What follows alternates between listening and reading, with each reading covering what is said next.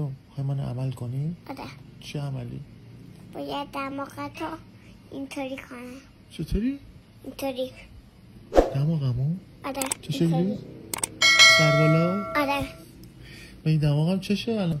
دماغت بده. اجمجیلا ترجی. دماغم بده؟ آره. یعنی چی بده؟ چه شکلی؟ اجمجیلا ترج. باید میزنم تو سرتا. اجمجیلا ترجی. من دماغم راضیم. نه میخوام صورتتو خوشگل کنم. صورتم زشته. آره. شبیه چی هم؟ شبیه قورباغه. اجمجیلا ترجی. تو هم خوشگلی؟ آره. تو شبیه چی هستی؟ من شبیه اینم. این که شبیه مارمولکه. نه. چرا؟ نه. تو میگی بیهوشت کنم؟ آره. خب بیهوش یعنی چی؟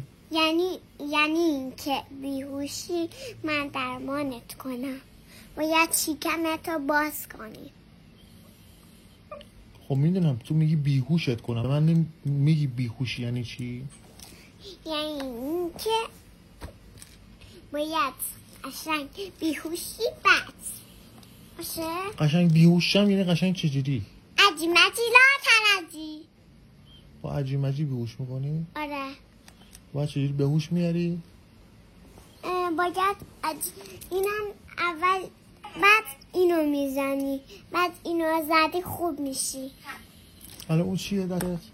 این اجمجیه دیگه. لاترجیش کجاست؟ لاترجیش اینجاست. آها پس اون عجیمجیه، اونم لاترجیه. بیهوشی ولی هنوز نفهمیدم چیه.